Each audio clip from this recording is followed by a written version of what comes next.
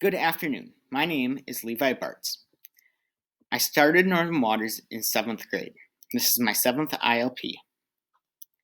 And for my first semester, I did animal-oriented business management. And when we first start out, we have to develop a driving question. Mine is, what is the best way to run an animal-oriented business? Timberpaws, which is my official business name,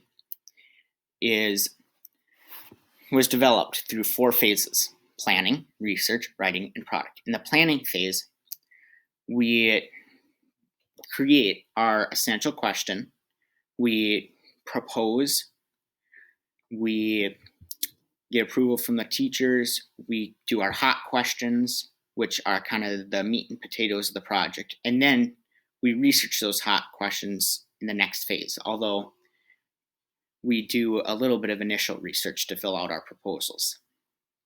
So then, research, if not self-explanatory, that's where we explore articles and get the information that we need for our papers. Then, that brings us up to our papers. This is when we do our papers. And we do MLA format for Works Cited page. And then my product I'll show you shortly, and that is my business plan. What do people expect from a dog daycare? What they expect and what they get and what they want are 2 different things. What they expect is right here. They expect small enclosures suitable for the dogs. But when you're looking for a hotel, you look for the highest rating possible, reasonably priced but comfortable. They're already in a strange environment. You don't want to put them through too much more stress. So one of the ways we would differentiate is we would offer a more comfortable home setting, such as possibly heated floors. My competitors are Timberlawn and Leading Edge. This here, the image I was referring to, this is actually from Timberlawn, and then, if you may have guessed, this is from Leading Edge. And cement can be hard on elderly dogs' paws, so that's why it's not always the best floor.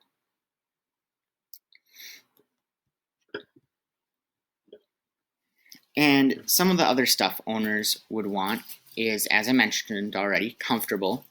They want indoor-outdoor runs. They want their dogs to have plenty of attention and spoiled. And a survey taken in 2001, some of the results were 50% of the clients wanted a monitoring app so they could check in on their pets, and then they could interact, which would comfort the dog. 52% wanted full grooming services, which is bath, fur, and nails.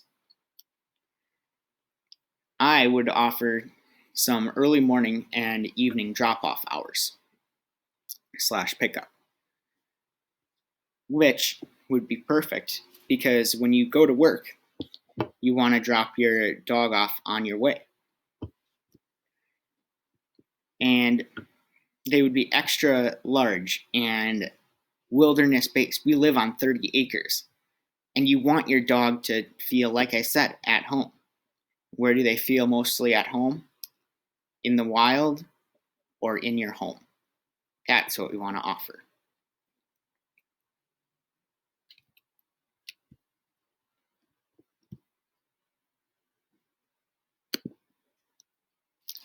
Nutrition importance. So, this here is Dr. Marty Goldstein. You should check out his video. It's called dogfoodexposed.com. And you don't really pay attention to the labels on your dog food. You're like, all right, whatever, they're healthy, all that. But there are a couple red flags you want to watch out for.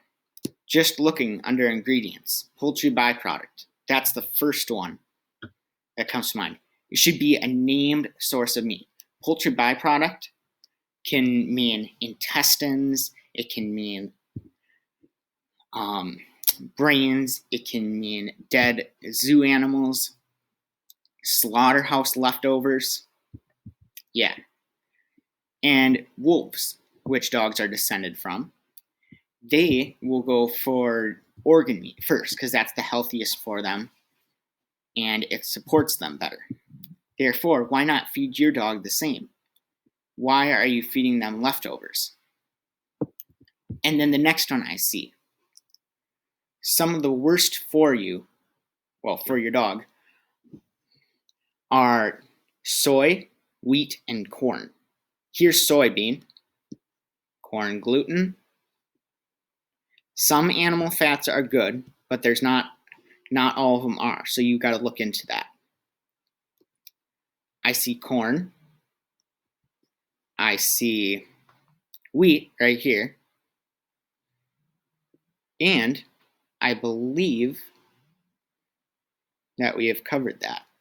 So it has all three of the worst in there. So this is not a healthy dog food. Okay, so now we're to my business plan for Timber Paws. We would apply for grants. And grants are free money that you can apply for to start up your small business. And usgrants.org has loaned out $19,219 million put into their business. Approximately 56% of all businesses in Wisconsin are sole proprietorship, which is the route I would be going. If you're not sure what sole proprietorship is, this is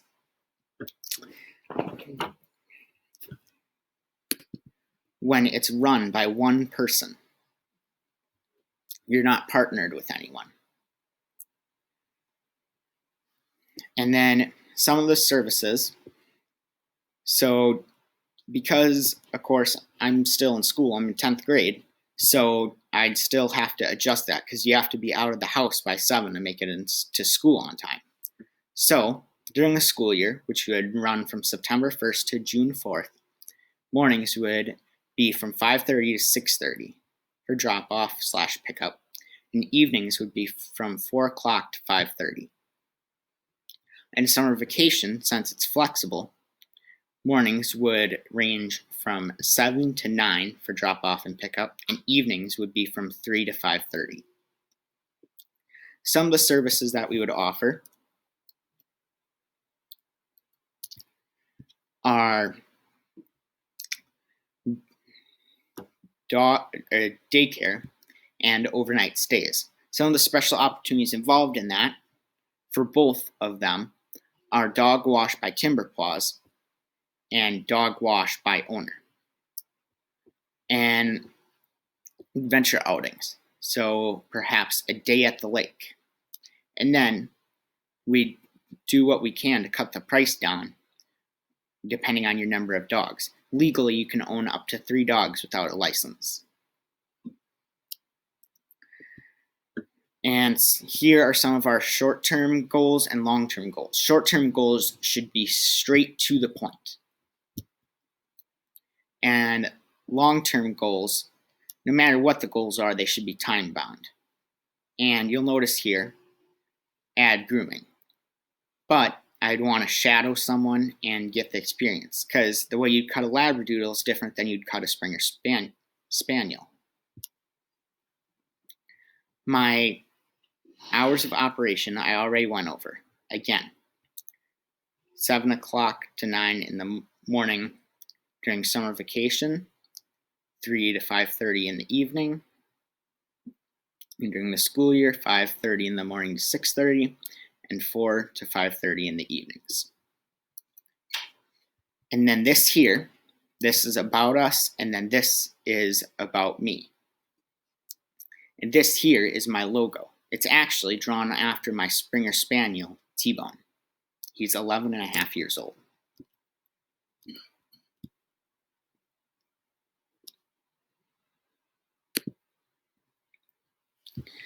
So to wrap things up, the EQ's answer is it must be driven by passion. Something driven by passion you want to learn more about. You're going to succeed at it. You're going to take risks, but you're going to look at it first because you're going to want to see it succeed.